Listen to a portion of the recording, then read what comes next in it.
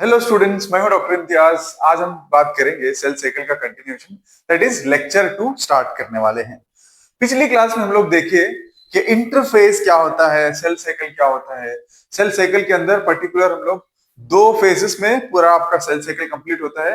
पहला इंटरफेस है और दूसरा एम फेज है। इंटरफेस को हम लोग डिटेल में डिस्कस कर चुके हैं। अब हम लोग एम फेज स्टार्ट करने जा रहे हैं।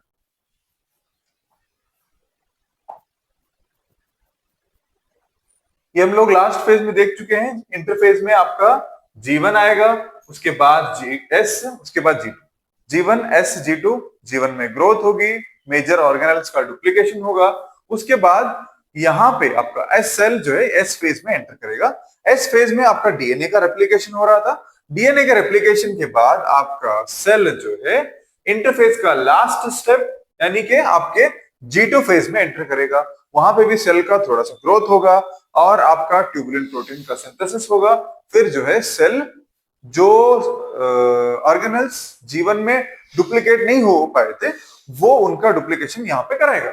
फिर उसके बाद आपका सेल एम फेज में एंटर करेगा। अब एम फेज के अंदर हम लोग ऊपर ऊपर से देख चुके थे कि एम फेज में दो सब फेजेस आते हैं। एक आपका कैरियोकाइनेसिस, दूसरा है आपका साइटोकाइनेसिस। कैरियो का मतलब हम लोग जान चुके थे। कैरियो का मतलब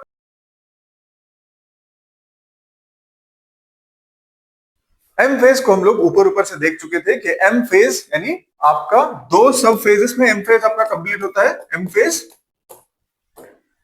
एक आपका कैरियोकाइनेसिस,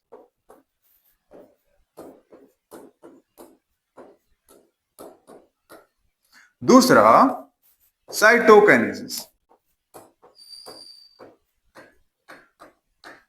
है ना। सबसे पहले हम इसके मीनिंग को जानने की कोशिश करेंगे, फिर हम लोग इसके अंदर घुसेंगे ये क्या होता है, फिर तब हम लोग देखेंगे। सबसे पहले है आपका कैरियोकाइनेसिस। कैरियो का मतलब आपका न्यूक्लियस होता है और काइनेसिस यानी डिवीजन। समझो, कैरियो यानी न्यूक्लियस, काइनेसिस यानी डिवीजन। इसी तरीके से साइटोकाइनेसिस, साइटो मतलब आपका साइटो यानी सेल या फिर आपका साइटोप्लाज्म, और काइनेसिस यानी आपका डिवीजन। तो आपका एम फेज जो है दो मेजर सब फेजेस में कंप्लीट होता है। पहले होता है कैरियोकाइनेसिस, उसके बाद होता है साइटोकाइनेसिस।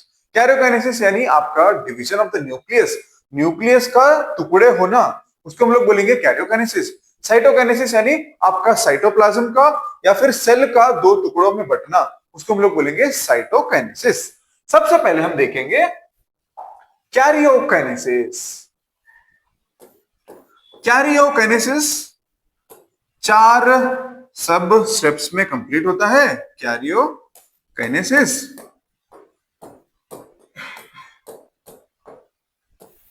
प्लीज थोड़ा सा ध्यान देना बेटा, यहां पे हम लोग बहुत डिटेल में इसको बहुत इंटरेस्टिंग वे में पढ़ने वाले हैं।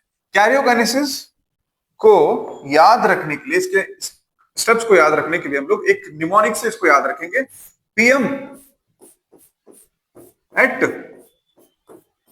दिल्ली, हमारा पीएम जो है दिल्ली में रहते ना, तो इसीलिए हम लोग क्या बोलेंगे, पीएम एट दिल्ली। पी से हमारा प्रोफेज आएगा, एम से मेटाफेज,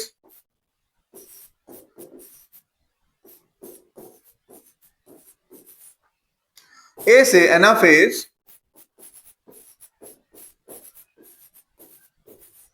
और टी से टिलोफेज।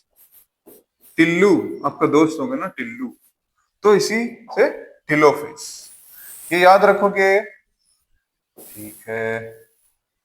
पी से प्रोफेज, एम से मेटाफेज, ए से एनाफेज और टी से टिलोफेज। ये इसका निमोनिक है, आप इसको ऐसे याद रख सकते हैं, पीएम एट दिल्ली। ठीक है, अब हम लोग इसको इसके और डिटेलिंग स्टार्ट करेंगे। देखो, प्रोफेज, प्रोफेज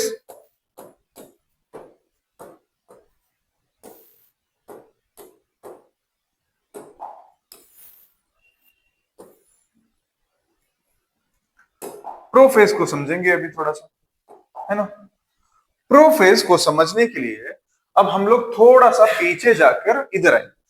हम जब इंटरफेस की बात कर रहे थे, यानी हम लोग क्या बोल रहे थे, interface is a preparatory phase. यहाँ पे सेल जो है सेल डिवीजन का प्रिपरेशन करता है। जैसे हम लोग किसी गांव को जाने के लिए कुछ दिन पहले प्रिपरेशन करते हैं, उसी तरीके से सेल भी सेल डिवीजन करने के लिए 95% ऑफ द टाइम आपका प्रिपरेशन में लगाता है, 5% आपका डिवीजन में। हम लोग इंटरफेस में 95% लगा रहा था आपका सेल।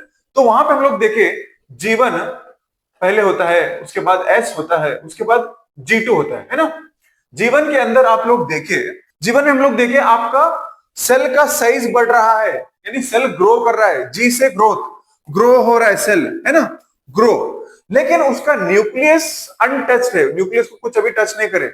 जैसे ही आपका सेल एस फेज में एंटर करता है तो वहां पे जो भी न्यूक्लियस के अंदर मटेरियल होता है, यानी आपका डीएनए, डीएनए का क्या हो रहा था, डीएनए का रेप्लिकेशन, यानी जो भी कंटेंट है उसका एक्स्ट्रा कॉपीज बना रहे थे। सपोज अगर आपका डीएनए 2C है तो ये जाके 4C हो रहा था, है कि नहीं। लेकिन आपका क्रोमोसोम जो है वो अनटच्ड था, यानी यहां पे अगर आपका क्रोमोसोम ऐसे था तो यहां पे आने के बाद ये आपका क्रोमोसोम है, ये बस एक्स्ट्रा आर्म्स लेके आएगा और कुछ नहीं। ये हम समझ चुके थे। नेक्स्ट जो है यहां पे भी आपका सेल जैसा था वैसा ही है, लेकिन इसके पास क्या है, अभी न्यूक्लियस का कंटेंट डबल है, डबल न्यूक्लियस का कंटेंट डबल है, लेकिन क्रोमोसोम नंबर सेम है। यहां जो न्यूक्लियस का कंटेंट है वहां यहां पे भी न्यूक्लियस का कंटेंट उतना ही है। इतना हम लोग जान चुके थे, है कि नहीं, यहां तक हम लोग देख चुके थे। अब हम लोग देखेंगे यहां पे क्या हो रहा है, आपके प्रोफेज में क्या हो रहा है। ओके, थोड़ा सा पहले का डायग्राम बना लेंगे हम लोग, जो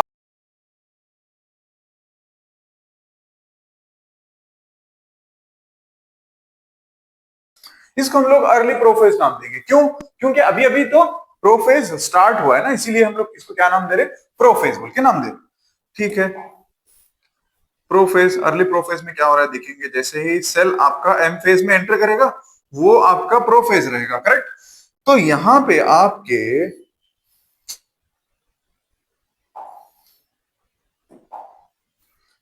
आपके सेंट्रियोल्स रहेंगे, जो क्या करेंगे यहां से आपके लोकेशन पे यानी पोल्स पे जाना स्टार्ट करेंगे। ठीक है, अब आपको कैसे दिख रहा है, जो डीएनए है वो इंटरविंड है, ऐसे एक दूसरे से गुथा हुआ है, और क्या है, टैंगल्ड है। टैंगल्ड और इंटरविंड यानी ऐसे घुमा हुआ, और दोनों आपस में आप लोग डिफरेंशिएट नहीं कर पा रहे, ऐसा है। अभी करंट सिचुएशन क्या है डीएनए की, टैंगल्ड है, टैंगल्ड है, एंड कैसा है, इंटरविंड है, इंटरविंड है, टैंगल्ड और इंटरविंड है। अभी डीएनए का करंट सिचुएशन ऐसा है, टैंगल्ड और इंटरविंड है। अब क्या होगा जब प्रोफेज, अर्ली प्रोफेज स्टार्ट हो रहा है तो क्या होगा, ये जो टैंगल्ड है ये ऐसा है, आप लोग को याद है, ये आपका अगर न्यूक्लियस था तो इसके अंदर ऐसे ऐसे ऐसे धागा था ना। अभी तो डीएनए का धागे के फॉर्म में पड़ा हुआ है, यानी एक जैसे आपके बालों का एग्जांपल, जैसे आप सोकर उठते हो तो बाल पूरे ऐसे बिखरे हुए होते हैं ना, वैसे है, सुलझा हुआ नहीं है। तो अगर मैं इसको सुलझाना चाहूं तो पहले इसका अनकॉइलिंग करूंगा, है कि नहीं। अगर आपके पास एक धागे का बंडल निकल के खुल के गिर गया, पूरे उसको गांठ लग गई, तो आप उसको क्या करेंगे, पहले सीधा करोगे, गांठियां निकालोगे, फिर उसको आप बांधने का सोचोगे, है ना। ऐसे ही यहां पे भी क्या होता है, आपका डीएनए जो है पहले अनकॉइलिंग होता है उसका, अनकॉइल, पहले अनकॉइलिंग होगा, अनकॉइलिंग होगा पहले, अनकॉइलिंग एंड अनटैंगलिंग, है कि नहीं।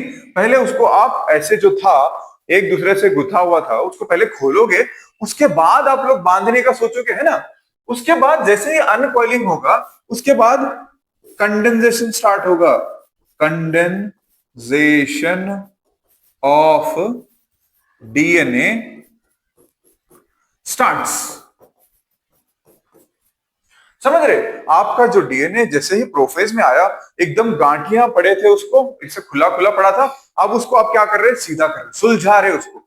सुलझा के क्या कर रहे? आप उसको साथ ही साथ लपेट रहे, है ना? चला लपेट रहे, यानी उसी को हम लोग, जो लपेटने का प्रोसेस है, उसी को हम लोग क्या बोल रहे हैं? कंडेंसेशन बोल रहे हैं। जो हम लोग बिखरा हुआ था उसको हम सीधा कर रहे थे, उसको हम लोग बोले अनकॉइलिंग, है ना? अनकॉइलिंग बोले। अब आप उसको सीधा करें तो आप उसको साथ में साथ लपटते जाओगे ना, उसको हम लोग बोले कंडेंसेशन ऑफ डीएनए स्टार्ट्स। ये था आपका प्रोफेज का शुरुआत। शुरुआत ऐसे भी आपके प्रोफेज से। ठीक है, थोड़ा सा मैं इसका कलर चेंज करता हूं, फिर नहीं तो आपको कंफ्यूज हो जाएगा। 2 मिनट। ठीक है।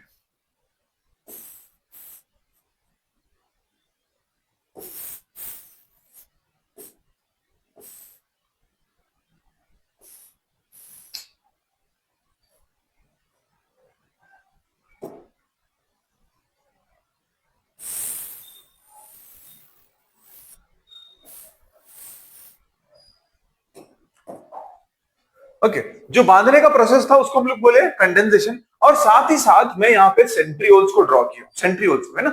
ये सेंट्रियोल्स जो है अपना मूवमेंट जो है स्टार्ट करेंगे। स्टार्ट अभी पहुंचे नहीं है, जस्ट जो है गाड़ी स्टार्ट की अपनी।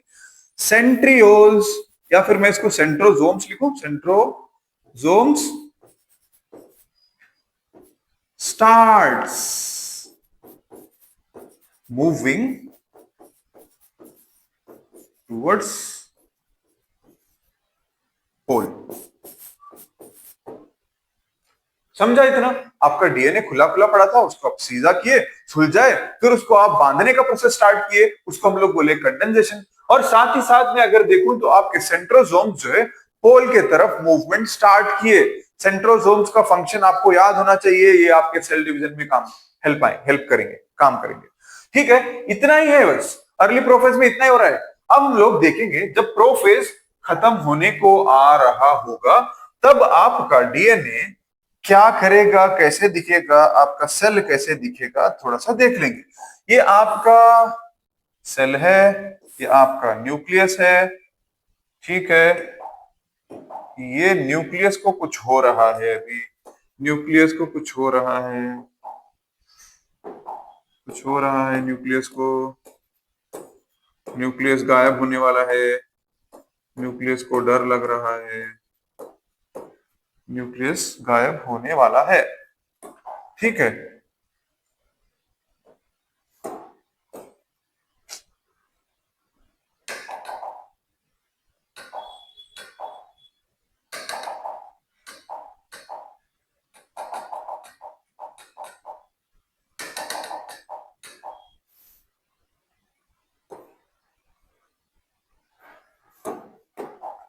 ठीक है, ये पड़ा है।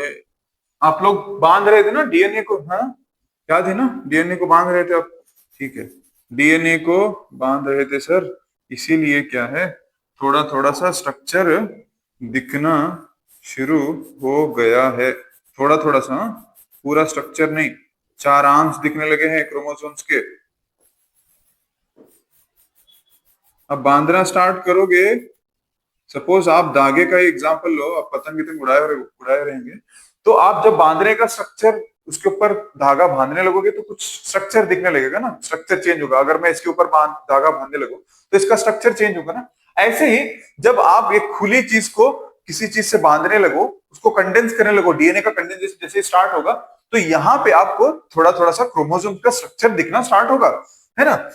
तो ये आपका क्या है? ये आपका लेट प्रोफेज है, लेट प्रोफेज। ठीक है, ये आपके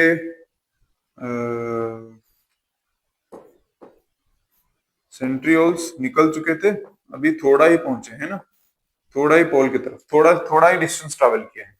ठीक है, अब देखो लेट प्रोफेज में क्या हो रहा है। अर्ली में क्या हो रहा था, आपका जो डीएनए टैंगल्ड था उसको आप सीधा करें, सीधा करके उसको बांधने का प्रोसेस स्टार्ट किया, और आपके सेंट्रियोल, सेंट्रोसोम्स अपने रास्ते से निकलकर पोल की तरफ जाने का स्टार्ट किए। ये था आपका अर्ली प्रोफेज। अभी लेट प्रोफेज के अंदर मैं आपकी न्यूक्लियर एनविलोप को ऐसे ऐसे डॉट डॉट स्ट्रक्चर बनाया हूं, इसका क्या मतलब? इसका मतलब ये है कि आपका न्यूक्लियर एनविलोप डिसअपियर होना स्टार्ट हो गया। न्यूक्लियर एनविलोप डिसअपियर होना स्टार्ट हो गया। क्यों? अगर मुझे किसी के सेंटर पर जाकर अटैक करना है, यानी सपोज ये आपका दुश्मन है, दुश्मन आपका यहां पे बैठा है, दुश्मन आपका ये दुश्मन नहीं है, मैं एग्जांपल दे रहा हूं, दुश्मन यहां पे अंदर बैठा है, ओके? तो आपको इसके ऊपर अटैक करने के लिए पहले ये किले को तोड़ना होगा, है कि नहीं? किले को तोड़ोगे तभी तो जाके आप दुश्मन पर हमला कर पाओगे। या फिर अब मैं ऐसे एग्जांपल दूं, आपके सेल का सबसे इंपॉर्टेंट पार्ट जो है आपका क्रोमोसोम्स है ना? क्रोमोसोम्स आपका जेनेटिक मटेरियल। अगर मुझे आपके डीएनए को डिवाइड करना है इक्वल पार्ट्स में, तो मुझे पूरा एरिया जो है साफ चाहिए, मुझे कुछ रिस्क नहीं चाहिए। अगर यहाँ पे आपके स्पिंडल फाइबर्स यहां से स्टार्ट होंगे तो ठीक तरीके से कनेक्ट नहीं हो पाएंगे, है ना? ये बीच में आपका न्यूक्लियर एनविलोप रहेगा, किसी चीज को अंदर आने नहीं देगा, ठीक है ना? तो इसीलिए सबसे पहला काम क्या होगा, आपका न्यूक्लियर एनविलोप को डिसअपियर किया जाएगा। न्यूक्लियर एनविलोप डिसअपियर हुआ तो आपका जो भी जेनेटिक मटेरियल है वो आपके साइटोप्लाज्म में आ जाएगा, यानी पूरे खुला मैदान में आ जाएगा। तो तब आप उसको प्रॉपर तरीके से अरेंज करके डिवाइड कर सकते हैं। इसीलिए क्या है, यहाँ पे आपका न्यूक्लियर मेम्ब्रेन जो है वो डिसअपियर होना स्टार्ट होगा। न्यूक्लियर मेम्ब्रेन होना, इसको लिख लेंगे हम लोग, जैसे कि आपके लेट प्रोफेज में, आपका लेट प्रोफेज में nuclear membrane starts disappearing, starts disappearing, nuclear membrane जो है वो डिसअपियर होना शुरू हो जाएगा यहां पे। तो साथ ही साथ आपके सेल के अंदर सिर्फ न्यूक्लियस थोड़ी ना है, यहाँ पे बहुत सारे ऑर्गेनल्स हैं न्यूक्लियस से जुड़े हुए, जैसे कि आपका एंडोप्लाज्मिक रेटिकुलम है, गोल्गी बॉडीज है, लाइसोसोम्स है, वैक्यूल्स है, बहुत सारे ऑर्गेनल्स हैं, करेक्ट? तो ये ऑर्गेनल्स, अगर न्यूक्लियस तो एनवेलप तो डिसअपियर हो गया, लेकिन अगर ये ऑर्गेनल्स बीच में आ रहे, ये जब स्पाइडरमैन है ये आपका सेल का, ये स्पाइडरमैन जाके अगर जाला फेंका और ये ऑर्गेनल्स बीच में आ रहे तो भी डिस्टर्ब होगा ना, प्रॉपर तरीके से डिवाइड नहीं कर पाएंगे।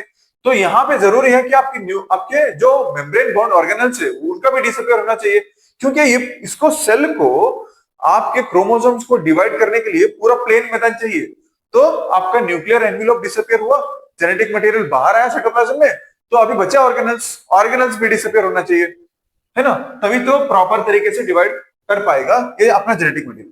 तो यहां पे आपका endoplasmic reticulum, Golgi bodies, apparatus, Golgi bodies and other organelles also starts disappearing.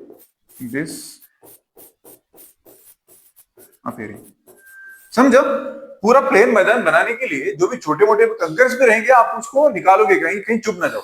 इसी तरीके से आपके जो भी ऑर्गेनल्स हैं, जैसे कि आपका माइटोकॉन्ड्रिया है और आपका एंडोप्लाज्मिक रेटिकुलम है, गोल्गी बॉडीज है, ये सारे ऑर्गेनल्स जो है डिसअपियर हो जाएंगे by the end of prophase, late prophase में ये सब ऑर्गेनल्स जो है डिसअपियर होना स्टार्ट होंगे।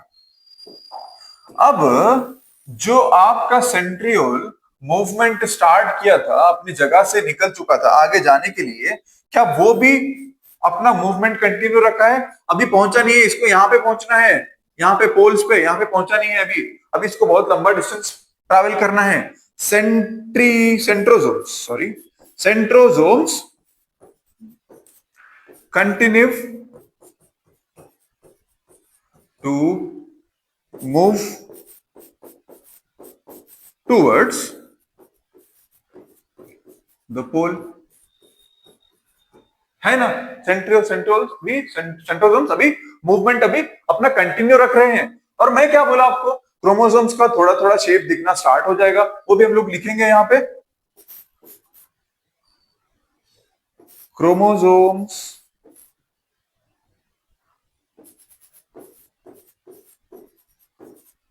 shape start appearing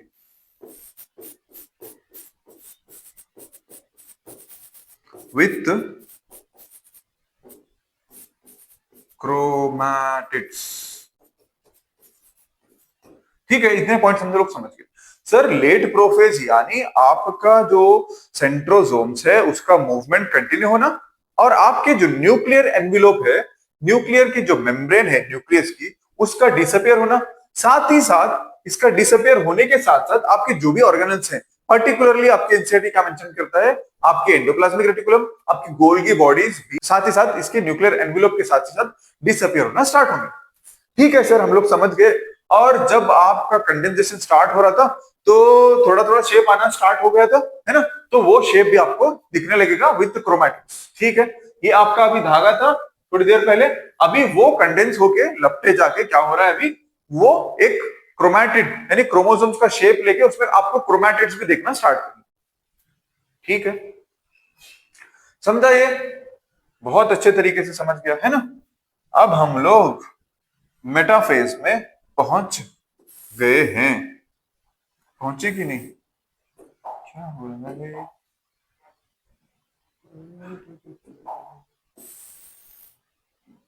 मेटाफेज में तो पहुंच गए। न्यूक्लियर एनविलोप तो गायब है। सबसे पहले जरा मैं लिख लूं इसको। मेटाफेज, मेटाफेज, मेटाफेज, कौन सा फेज? मेटाफेज। ठीक है, मेटाफेज, मेटाफेज, जब मेटाफेज आएगा तो डायरेक्टली अभी कैसा है यहाँ पे, जो आपका एम फेज है, एम फेज के अंदर जो भी फेजेस हैं कैरियोकाइनेसिस के, जैसे कि आपका प्रोफेज है, मेटाफेज है, एनाफेज है, टेलोफेज है, ये ऐसा नहीं कि एक क्लियर बाउंड्री है इनके बीच में, ऐसे डायरेक्टली इतने के बाद ये स्टार्ट होगा, ऐसे क्लियर बाउंड्री नहीं है। हम लोग इसके अंदर क्या चल रहा है ये देख के ही बोल सकते हैं कि ये अभी मेटाफेज चल रहा है, अभी प्रोफेज चल रहा है, अभी टेलोफेज चल रहा है, अभी एनाफेज चल रहा है। इसको देख के, सेल को देख के बोल सकते हैं, लेकिन इसके बीच में ऐसे कोई एक बाउंड्री नहीं है, इसके बाद ये होने वाला है, हम लोग इतना टाइम इसको देंगे, इतने के बाद यही स्टार्ट होने वाला है, ऐसे नहीं बोल सकते।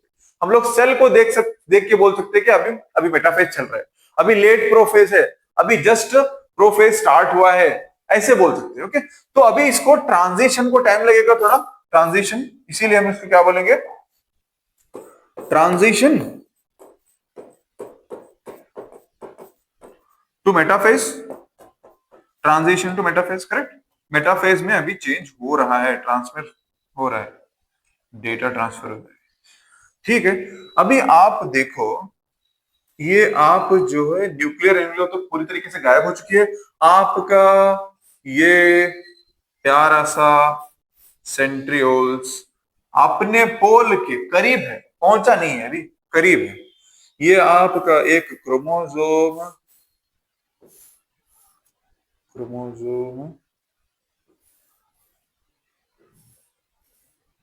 ये दूसरा क्रोमोसोम, ये दूसरा क्रोमोसोम। ठीक है, ये यहां से अपना जाल फेंकना शुरू करेगा, ये यहां से अपना जाल फेंकेगा, ये यहां से अपना जाल फेंकेगा, ये यहां से अपना जाल फेंकेगा, ये जाके आपके काइनेटोकोर को अटैच होगा, है ना, हम लोग पहले ही पढ़ चुके हैं, जो भी जाल सेंट्रोसोम फेंकता है वो आपके काइनेटोकोर को अटैच होता है। हाँ सर, इसमें कुछ नई बात तो नहीं थी, हम तो नई बातें पढ़ने के लिए आए हैं, आप हमको पुरानी बातों से बहला रहे हो, ऐसा है क्या? ठीक है, ये जैसे ही ये ट्रांजिशन मेटाफेज आपका शुरू होगा तो आपको क्या क्या दिखेगा, जरा देखते हैं। ट्रांजिशन मेटाफेज यानी मेटाफेज के अंदर एंट्री करने वाला है, पूरी तरीके से एंटर हुआ नहीं है, इसीलिए हम इसको बोल रहे हैं ट्रांजिशन मेटाफेज। तो हम लोग इसी को पढ़ने वाले हैं। थोड़ा सा इसको साइड बैठा के हम लोग आए। ठीक है, सेंट्रियोल्स अभी मूवमेंट कर रहे थे, अभी और करते ही रहेंगे, क्योंकि अभी ये पोल तक पहुंचे नहीं है। आपका न्यूक्लियर मेम्ब्रेन जो है डिसअपियर हो गए थे, ऑर्गेनेल्स डिसअपियर हो गए थे लेट प्रोफेज में। अब जो है आपका कंडेंसेशन कंटिन्यू कंटिन्यू हो रहा है। कंडेंसेशन, क्रोमोसोम्स का ठीक ठाक स्ट्रक्चर आपको दिखने लग गया है। क्रोमोसोम्स का ठीक ठाक स्ट्रक्चर, सेंट्रोमियर और क्रोमैटिड्स क्लियरली आपको दिखने लगे हैं। साथ ही साथ आपका स्पाइडरमैन एकदम मूवमेंट में, स्लो मोशन में आपका जाला फेंकते हुए आप देख सकते हैं। ये आपका स्पाइडरमैन है, वहीं से अभी पहुंचा तो नहीं है, लेकिन वहीं से जाल फेंक रहा है। यानी आपका स्टिल मूविंग टुवर्ड्स पोल। ठीक है, अभी सेंट्रोसोम से अभी मूव कर रहे हैं, अभी पहुंचे नहीं है, सेंट्रोसोम अभी मूवमेंट में ही है। वहीं से आपका सेंट्रोसोम एकदम मोशन में, एक जैसे आप देखते हो स्पाइडरमैन कैसे ऐसे घूमते घूमते भागते भागते जैसे जाला फेंकता है, उसी तरीके से ये भी क्या करेंगे, spindle fibres from centrioles attaches to kinetochore।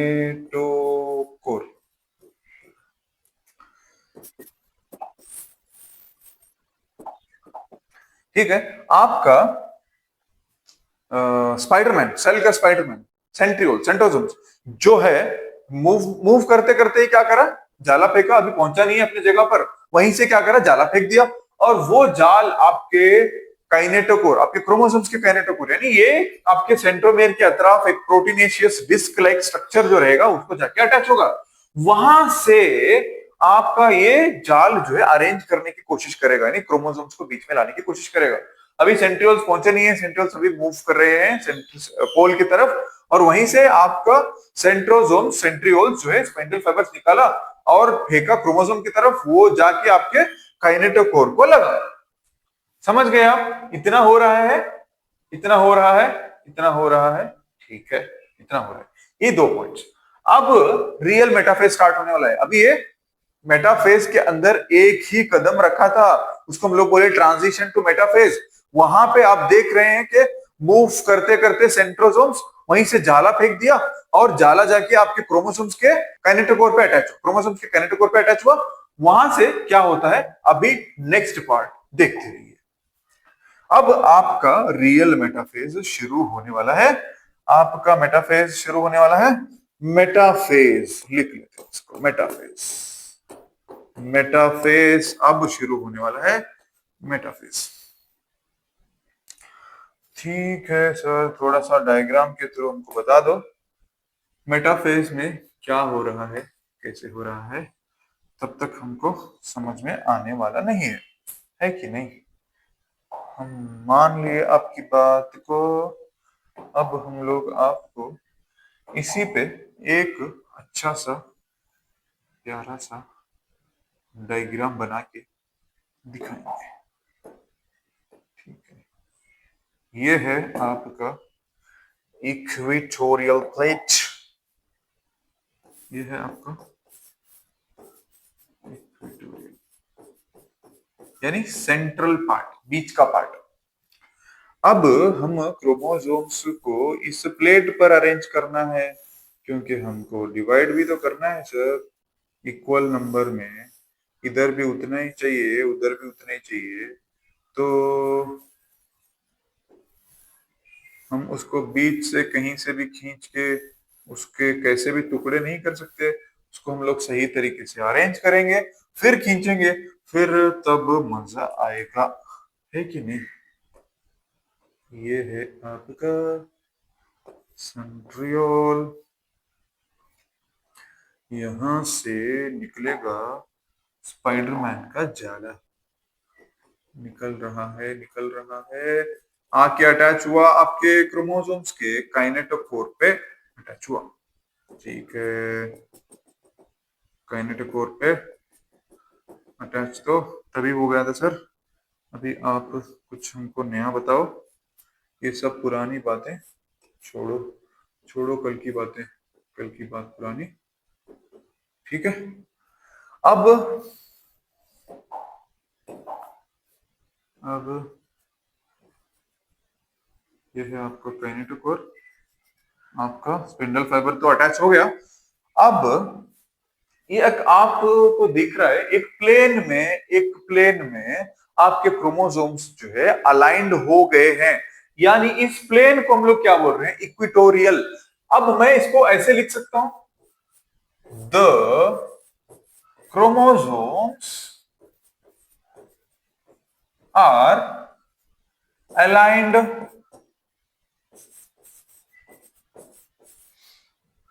Arrange लिखेंगे, the chromosomes are arranged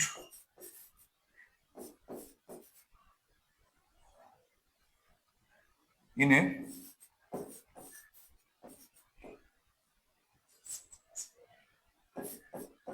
line at equatorial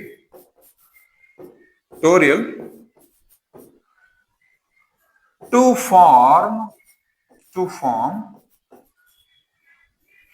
metaphasic metaphasic plate or equatorial plate।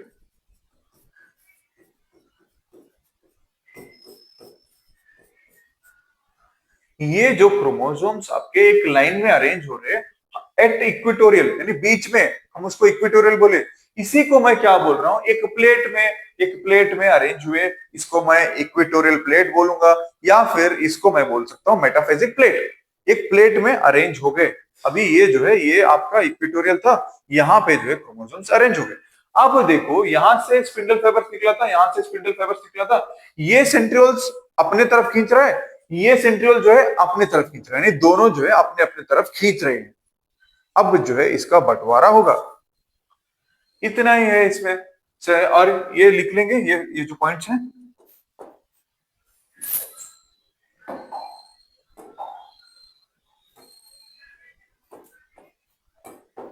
Centrosomes reached the पोल। अब ये बबुआ जो है अपने लोकेशन पे पहुंच गया है। ओके, कि नहीं कुछ बचा है तो लिख दो sir. Both centrioles pulls the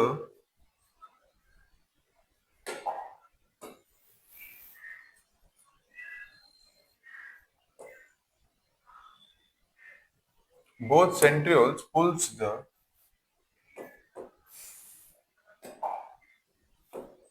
centromere of chromosome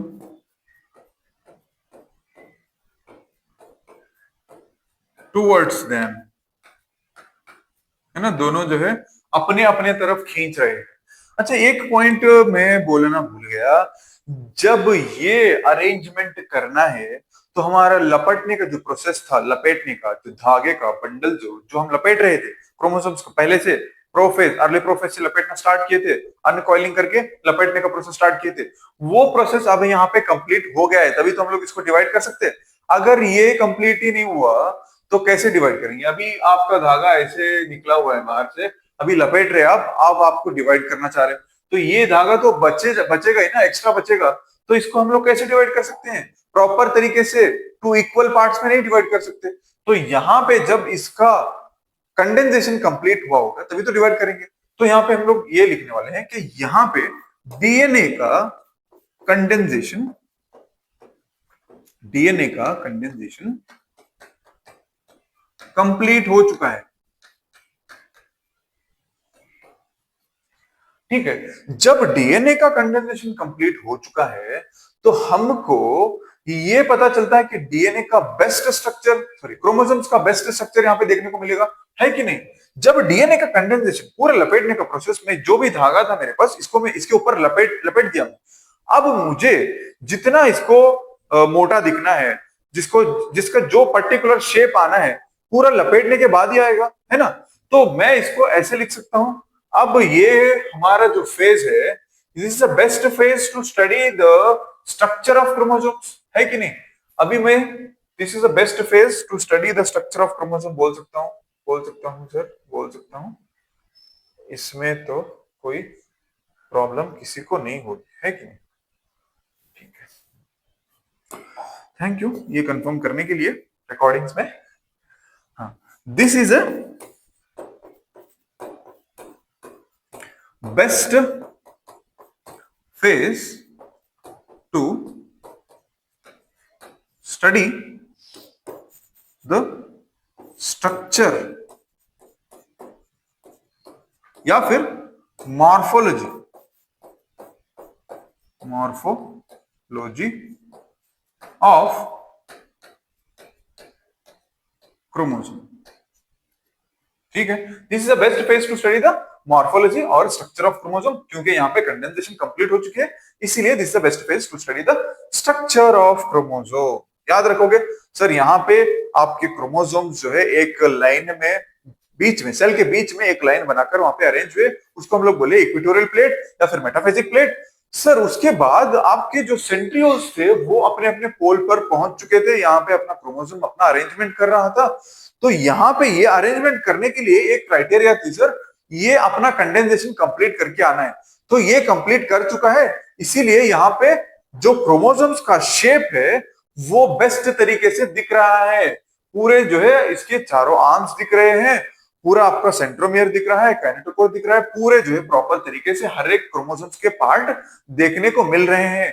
इसीलिए हम क्या बोले, metaphase is a best phase to study the structure of chromosomes. ठीक है, या फिर उसको मॉर्फोलॉजी ऑफ क्रोमोसोम्स बोलेंगे। अब जो है ये सब अरेंजमेंट तो हो गया। अब नेक्स्ट फेज हमारा आता है अन्नाफेज, अन्ना एनाफेज, फिर अन्ना बोल के पढ़ेंगे इसको, एनाफेज। एनाफेज नेक्स्ट फेज आता है हमारा एनाफेज। तो यहां पे क्या हो रहा है, एनाफेज में थोड़ा सा आपको जूम करके दिखाता हूं। जूम, ये लो जूम, मेरा माइक्रोस्कोप है, ये हो गया जूम। अब देखो इसमें क्या हो रहा है, देखो गौर से देखो, और जूम करूंगा मैं इसको, थोड़ा सा ब्लर दिख रहा है, सिर्फ सर्कल दिख रहा है आपको। अब जूम करने के बाद क्लियर दिखेगा, देखो अब जूम कर रहा हूं मैं, ये ठीक है, जूम कर रहा हूं, ये आपका सेंट्रियोल, ये आपका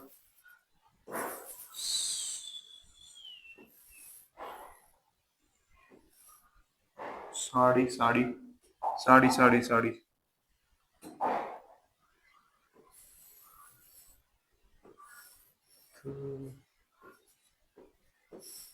चल मैं आया, है ना, ऐसे बोलेगा, तू चल मैं आया, साड़ी तू चल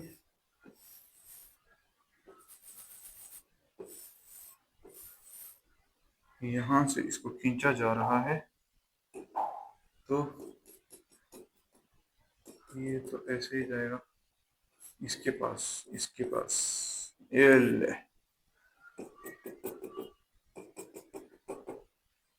इसके पास, ये इसके पास, है ना। अभी एनाफेज, अब जब मेटाफेज में एक प्लेट पर एक लाइन में अरेंज हो गए थे और ये खींच भी रहे थे, है ना, तो अभी इसका सेंट्रोमियर जो है फट जाएगा, आधा इधर आधा इधर। अभी देखो, अभी अगर आप मुझे यहां से खींचोगे तो मैं ऐसे आऊंगा, मेरे हाथ पीछे पैर पीछे, मैं ऐसे ऐसे ऐसे आऊंगा, तो ऐसे ही आपका क्रोमोसोम भी ऐसे ही जा रहा है, सेंट्रोमियर फट गया। सेंट्रोमियर फट जाने के बाद ये जो है आपका ऐसे मूव करेगा, इसका सेंट्रोमियर सामने आर्म्स पीछे, सेंट्रोमियर सामने आर्म्स पीछे, ऐसे मूव करेगा। तो आपको नहीं लगता, तो ये यहां पे क्या हो रहा है आपका, centromere is broken down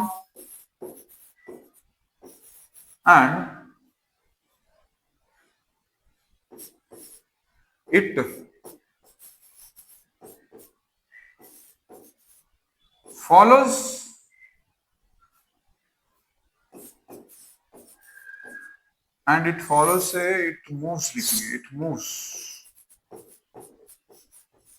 towards the respective poles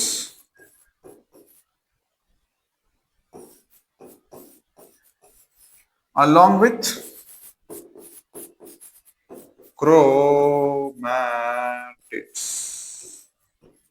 ठीक है, क्रोमैटिड्स के साथ साथ मूव कर रहा है। ठीक है, अब आपको पता होना चाहिए, हम लोग जब शेप ऑफ द क्रोमोसोम पढ़ रहे थे तो आप लोग देखे एक लॉन्ग आर्म, एक शॉर्ट आर्म, एक आर्मलेस, ऐसे ऐसे स्ट्रक्चर्स हम लोग पढ़े ना। तो आपको क्या लग रहा है, this is the best phase to study the anatomy of the chromosomes, यानी shape of the chromosomes, correct. तो वही चीज लिखना है, it is the best, it is the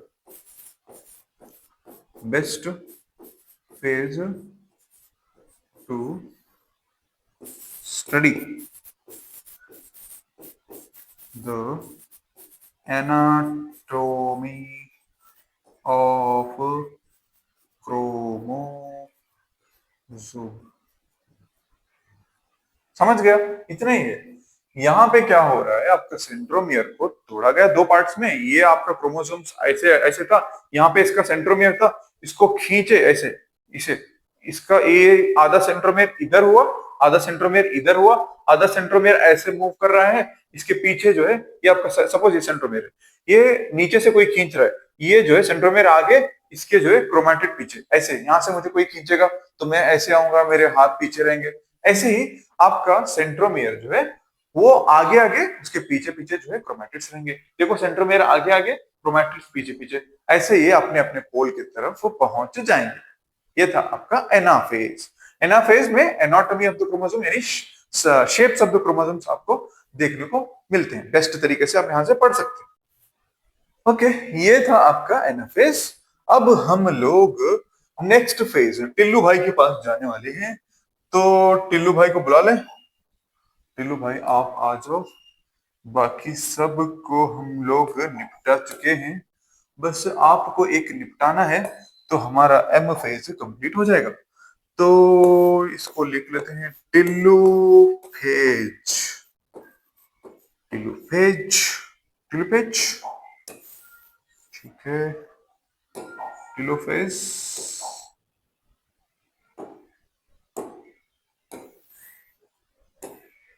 Tillu phase, Tillu phase में कुछ नहीं है सर, ये आपका सेंट्रियोल्स था, ये आपका सेंट्रियोल्स था, यहां तक आपका जो है क्रोमोसोम्स ऐसे आपके पहुंच चुके थे, है कि नहीं, यहां तक पहुंच चुके थे, यहां तक पहुंच चुके थे। तो यहां पर एक, इसको ऐसे बनाते हैं, रुको, यहाँ पर एक न्यूक्लियर एनवेलोप फिर से बनेगा सर, न्यूक्लियर एनवेलोप फिर से बनेगा, न्यूक्लियर एनवेलोप फिर से बनेगा, क्योंकि अब हमारे पास एक नहीं दो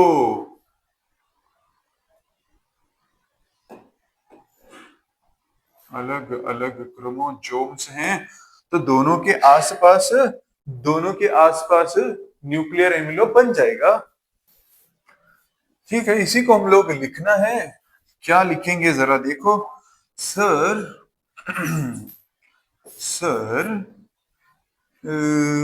जो क्रोमैटिड्स थे, नहीं तो chromosomes, chromosomes, chromo, sorry sorry sorry sorry, chromosomes reached at their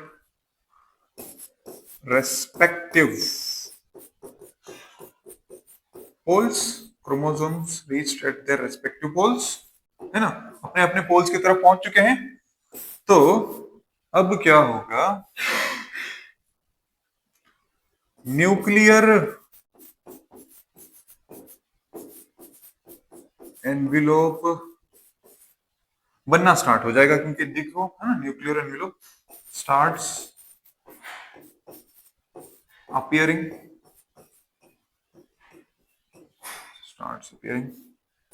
okay. Nuclear envelope बन रहा है तो उससे जो जुड़े हुए जो भी ऑर्गेनल्स है वो भी बनना स्टार्ट होंगे। Organelles also starts appearing, organelles also starts appearing. ठीक है सर। और एक इंपॉर्टेंट बात क्या हो रही है, जब आप कहीं जाते हो तो एकदम से रेडी होके जाते हो। मैं आपको एग्जांपल दिया चोटी का। चोटी, आप कहीं जाना है घर से बाहर तो एकदम बाल बना के उसको सजा संवार के घर से निकलते हो। जैसे ही फंक्शन खत्म होके आया, सर से पल्लू सब जो भी लगाए थे निकाल के फिर से वही अपने पुराने हाल में, बाल पूरे बिखरे हुए उसी हाल में आ जाओगे। फिर से कहीं जाना है तो फिर से आप उसको बाल को सुलझा कर फिर से आपको अच्छे से चोटी बनाकर आप कहीं जाओगे। इसी तरीके से जैसे ही टेलोफेज में आया, न्यूक्लियर एनवेलोप उसके ऊपर चढ़ गई, तो अब जो आपका ये क्रोमोसोम्स है वो अपना जो भी वो रेडी होके आया था ना, ड्रेस पहन के आया था, वो ड्रेस निकाल के फेंकेगा। यानी chromosomes chromosomes starts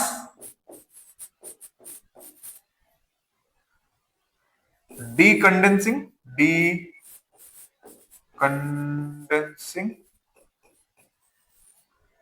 and loses their identity। ठीक है। सर कहीं हम रेडी होके गए थे, एकदम सूट बूट पहन के गए थे, जैसे ही वहां से पहुंचे सूट बूट निकाल के फेंक दिए। अब हम लोग डेली रूटीन में टी शर्ट और अपना ट्रैक पैंट उसमें आ गए सर। सेम इसी तरीके से जैसे ही आपका क्रोमोसोम्स अपने पोल के तरफ पहुंच जाएगा, वहां पे इसके ऊपर एक न्यूक्लियर एनवेलप चढ़ा दी जाएगी। फिर वो वहां से क्रोमोसोम्स क्या होगा, अपना जो है, जैसे ये कॉइल करके रखा था ऐसे ऐसे ऐसे, अब ये अनकॉइलिंग होके ऐसे स्ट्रेट फॉर्म में आने, अब नहीं, एक जैसे क्रोमैटिन आपके धागे के फॉर्म में आना स्टार्ट हो, क्रोमोसोम्स जाके वो वापस से क्रोमैटिन बने। ठीक है, ये था आपका टेलोफेज। ठीक है, टेलोफेज एक और बार हम लोग पूरा एम फेज रिवाइज करेंगे, लेकिन ऐसे नहीं, एक स्लाइड के थ्रू हम लोग रिवाइज करेंगे। देखते हैं कुछ मिस किए क्या हम लोग, यहाँ से स्लाइड्स को देखेंगे। Sir actual division occur during M phase, correct है सर, हम लोग जानते हैं ये बात। Actual cell division occur during M phase. Interphase में तो प्रिपरेशन हो रहा था, एम फेज में सेल का डिवीजन होगा। एम फेज में दो सब फेजेस थे, एक कैरियोकाइनेसिस था जिसमें न्यूक्लियस का डिवीजन हो रहा था, और दूसरा था आपका साइटोकाइनेसिस जहां पे आपका साइटोप्लाज्म या सेल डिवाइड कर रहा था। ओके, नेक्स्ट हम लोग पढ़े कि इसके अंदर बहुत सारे सब फेजेस होते हैं, जिसमें पहले नंबर पे आता है प्रोफेज। प्रोफेज में हम लोग अर्ली इवेंट यानी अर्ली प्रोफेज देखे, जैसे आपका डीएनए यहाँ पे एकदम ट्रैक पैंट वगैरह पहन के बैठा था, टी शर्ट, यहाँ पे क्या हुआ, थोड़ा सा अपने बाल वेल सुलझा के रेडी होकर कंडेंस करना स्टार्ट हुआ। डीएनए खुला पड़ा था, उसको अनकॉइल करके सीधा करके आप उसको बांधने का प्रोसेस स्टार्ट किए, उसी को हम लोग बोले कंडेंसेशन। थोड़ा थोड़ा क्रोमोसोम का शेप दिखना स्टार्ट हुआ था, क्योंकि आपका जो खुला पड़ा जो डीएनए था, खुला पड़ा जो धागा था क्रोमैटिन का, वो अभी जो है आप उसको लपेट रहे हो, तो उसके उसीलिए थोड़ा थोड़ा शेप दिखना स्टार्ट हुआ था। और आपके सेंट्रोसोम्स जो है पोल की तरफ मूव करना स्टार्ट किए थे। सिस्टर क्रोमैटिड भी बने थे, एक मिनट, सिस्टर क्रोमैटिड भी बने थे, है ना, सिस्टर क्रोमैटिड भी बने थे। जब ये शेप बनना स्टार्ट होगा तो सिस्टर क्रोमैटिड भी बनेंगे। आपका सेंट्रोसोम्स जो है पोल की तरफ मूव करना स्टार्ट किए, अभी जस्ट स्टार्ट किया है मूवमेंट, है ना। पहले डीएनए कैसे था वो मैं बोला आपको, इंटरवेंट था, अब इसको इंटरवेंट और टैंगल था, इसको खोल के सीधा करके लपेटने का प्रोसेस यानी कंडेंसेशन स्टार्ट किया। तो ये हम लोग देख चुके हैं सर। नेक्स्ट जो है, नेक्स्ट लेट प्रोफेज में हम लोग देखे। लेट प्रोफेज में आपका न्यूक्लियर एनवेलोप जो है डिसअपियर होना स्टार्ट हुआ, न्यूक्लियोलस भी डिसअपियर हुआ, और इससे एसोसिएटेड जो भी आपके ऑर्गेनल्स थे वो भी जो है डिसअपियर होना स्टार्ट हुए। जैसे आपका एंडोप्लाज्मिक रेटिकुलम, गोल्गी अपैरेटस है, न्यूक्लियर एनवेलोप है, न्यूक्लियोलस है, ये सारे जो है डिसअपियर होंगे और जो भी ऑर्गेनल्स रहेंगे वो डिसअपियर। ठीक है सर, ये एक इंपॉर्टेंट कॉन्सेप्ट है एस्टर का। ये जो आपके सेंट्रोजोम से जो स्ट्रक्चर्स निकल रहे हैं हम इसको बोलेंगे एस्टर। जो भी ये स्ट्रक्चर्स निकल रहे हैं सेंट्रोजोम्स के आसपास आप देख रहे हैं इसको, हम लोग बोलेंगे इसको एस्टर। ठीक है, अब ये एस्टर, अभी सपोज मैं इसको माइटोटिक अपैरेटस किसको बोलते हैं मैं बोलता हूँ। तो ये आपका क्रोमोसोम है, ये इसका आर्म है, ये एक आर्म है, ये आपका सेंट्रोसोम है, यहां से ये आपके स्पिंडल फाइबर्स निकलेंगे, यहां पे अटैच होंगे, इसको हम लोग बोलेंगे माइटोटिक अपैरेटस। ये आपका सेंट्रियोल था, इससे जो स्ट्रक्चर्स निकल रहे थे इसको हम क्या बोले, एस्टर बोले। ये इसको हम लोग बोले एस्टर बोले। और ये एस्टर, ये आपका सेंट्रियोल, ये सेंट्रियोल, यहां से आपके एस्टर्स निकल रहे, और ये जो स्पिंडल फाइबर जाके आपके कैनेटोकोर, क्रोमोसोम के कैनेटोकोर को अटैच हो रहे, ये पूरे स्ट्रक्चर को हम लोग बोलेंगे माइटोटिक अपैरेटस। ठीक है, समझा? ये एस्टर से जो इससे निकल रहा है, जो आपके स्पिंडल फाइबर सेंट्रियोल से निकल के अटैच हो रहे, उसको हम लोग बोलेंगे माइटोटिक अपैरेटस। अब एक बात आपको पता है फिर भी मैं बोलना चाहूंगा, एनिमल सेल के अंदर एस्ट्रल डिवीजन होती है क्योंकि वहां पे सेंट्रोसोम्स प्रेजेंट होते हैं, लेकिन वही प्लांट के अंदर सेंट्रोसोम्स एब्सेंट रहेंगे तो वहां पे एन एस्ट्रल यानी बिना एस्ट्रल के, बिना आपके सेंट्रोसोम्स के सेल डिवाइड करेगा। यहाँ पे आपके सेंट्रोसोम्स की मदद से डिवाइड कर रहा है, यहाँ पे बिना सेंट्रोसोम्स के डिवाइड कर रहा है, इसीलिए इसको हम क्या बोले, एन एस्ट्रल डिवीजन। ठीक है, ठीक है सर, इतना तो समझ गए हम लोग। ओके, अब हम लोग मेटाफेज देखे, मेटाफेज में ट्रांजिशन टू मेटाफेज और मेटाफेज देखे। यहाँ पे क्रोमोसोम्स जो है मैक्सिमम कंडेंसेशन, यानी यहाँ पे इसका कंडेंसेशन कंप्लीट हुआ है तो इसीलिए इसका स्ट्रक्चर बेस्ट तरीके से दिख रहा है। यहाँ पे इक्वेटोरियल अलाइनमेंट, यानी ये जो बीच की लाइन थी इसको हम लोग बोले इक्वेटोरियल, वहां पे क्रोमोसोम्स जो है अरेंज हुए थे ताकि प्रॉपर तरीके से इसका खींचाव हो सके, प्रॉपर तरीके से डिवाइड हो सके, इसीलिए इसको क्या बोले, मेटाफेजिक प्लेट या फिर मेटाफेजिक प्लेट बोले या फिर इसको इक्वेटोरियल प्लेट बोले। यहाँ पे आपके स्पिंडल फाइबर्स भी आके क्रोमोसोम्स के कैनेटोकोर को अटैच हुए थे। ओके, इतना हम लोग पढ़ चुके थे, है ना? आपके क्रोमोसोम्स जो है पूरे एक प्लेट में अरेंज हुए, आपके सेंट्रियोल्स जो है अपना जाला फेंके, जिसको हम लोग स्पिंडल फाइबर्स बोले, वो आपके कैनेटोकोर को आके अटैच हुआ। यहाँ पे आपका डीएनए का कंडेंसेशन मैक्सिमम हुआ था, इसीलिए this is the best phase to study the morphology of the chromosomes बोले हम लोग, यानी स्ट्रक्चर ऑफ द क्रोमोसोम बोले। ठीक है, इसके बाद हम लोग एनाफेज देखे। एनाफेज में जो है आपका क्रोमोसोम जो है सेपरेट होके अपने अपने पोल के तरफ मूव करना स्टार्ट किया था, है ना? तो इसीलिए हम क्या बोले, this is the best phase to study the shapes of the chromosomes, है ना? सेंट्रोसोम स्प्लिट हुआ, sister chromatid separate, daughter chromosomes जो है अपने अपने तरफ मूव करना स्टार्ट किया। ठीक है, this is the best phase to study the anatomy of the chromosome, याद रखना चाहिए, यानी शेप ऑफ द क्रोमोसोम। अभी टिल्लू भाई जो था, टिल्लू भाई वो जो है अपने तरफ क्रोमोसोम्स को लेकर गया, वहां पे उसके ऊपर न्यूक्लियस का लेयरिंग चढ़ा है, कवर चढ़ा है, न्यूक्लियर एनवेलोप बना। न्यूक्लियर एनवेलोप बना तो उसके साथ साथ जो भी ऑर्गेनल्स थे, जैसे न्यूक्लियोलस है, एंडोप्लाज्मिक रेटिकुलम है, या फिर जो भी ऑर्गेनल्स हैं वो बनना स्टार्ट हो गए। और जो अपना क्रोमोसोम भाई था वो अपना नाम चेंज करना स्टार्ट किया। क्रोमोसोम्स जो है वापस से कपड़े पहन के बैठा था, वो वापस से जो सूट बूट पहन के बैठा था वो निकाल के वापस जो है अपने रूटीन में आ गया। अब उसको हम लोग क्रोमोसोम्स नहीं बोलेंगे, अब उसको हम लोग क्या बोलेंगे, क्रोमैटिन बोलेंगे। समझ गए? प्रोफेज, एक बार प्रोफेज सर, अर्ली प्रोफेज में आपका डीएनए ऐसे टैंगल्ड था, उसको खोले हम लोग, सीधा करे, अनकॉइलिंग करे, करके उसको कंडेंसेशन स्टार्ट किए, बांधने का प्रोसेस स्टार्ट किए, और साथ ही साथ जो है आपके सेंट्रियोल जो है अपने पोल की तरफ मूव करना स्टार्ट किए। ठीक है सर, ये था अर्ली प्रोफेज। अब लेट प्रोफेज में क्या हुआ सर, लेट प्रोफेज में जो न्यूक्लियस की एनवेलोप थी वो डिसअपियर होना स्टार्ट हुई, न्यूक्लियस की एनवेलोप डिसअपियर हुई तो उसके साथ साथ ऑर्गेनेल्स भी डिसअपियर हुए, और आपका जो है centriole still the it is moving towards the pole, है ना।